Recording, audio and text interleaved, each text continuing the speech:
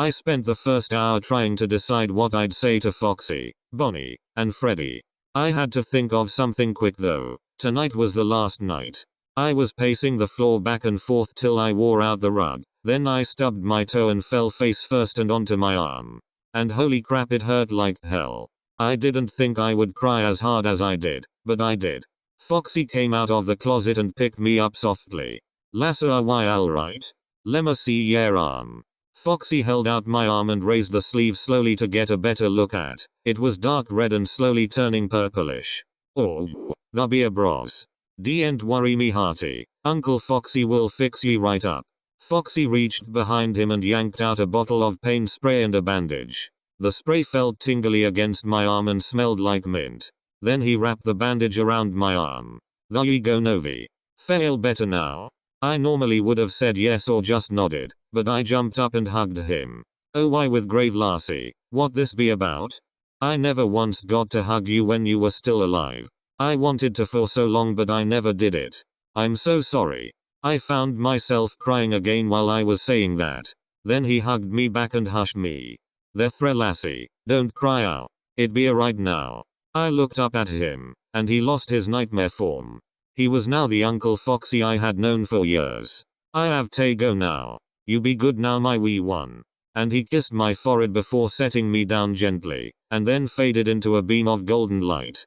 It took me a while to figure out what to do for Bonnie and Freddy afterwards, but I eventually decided on what to say. I walked up to the left door just in time to hear a thunderclap, and here come the waterworks again.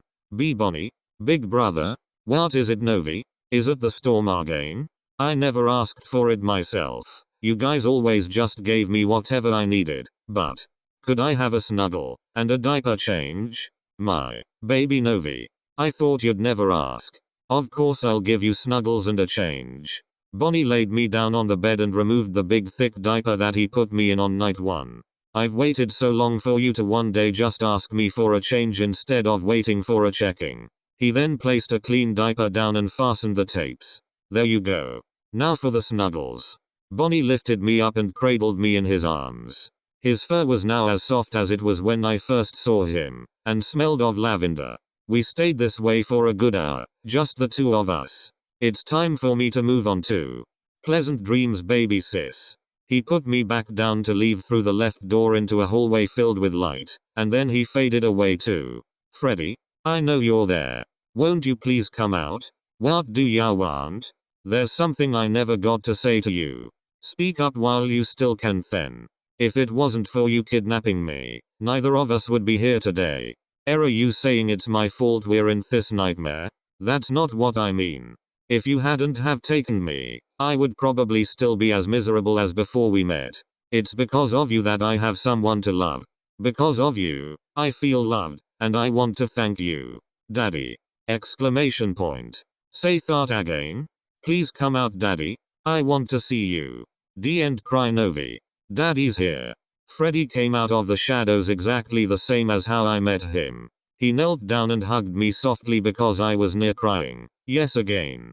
Daddy's got you sweetheart. I'm sorry I waited so long to say that. I should have sooner, but I didn't, and I should have before you died for me. It's okay Novi. I'm here right now. I suddenly felt a pacifier being popped into my mouth. Hush now Novi, little girl shouldn't cry. Freddy held me like a real baby and began to sing a lullaby to help me fall asleep. My eyes felt heavy and I was tucked into the bed. Don't be sad Novi. I'm not really leaving you. I will be watching from heaven. Then the entire room glowed and he faded into stardust. Goodbye guys. I love you. I miss you already. I woke up to the feeling of a hand slapping my back and I coughed up some strange fluid. I must have had a lot of it because it kept coming out and I couldn't breathe in for a few minutes. Then I felt myself being dried off with a towel. You did well Novi. I'm proud of you. Fredbear? Ahaha. What did we agree on? Sorry. Papa Bear. That's better. He bundled me up in a dry, soft blanket and held me close. I finally get to hold you like this myself. Now you're my little bundle of joy.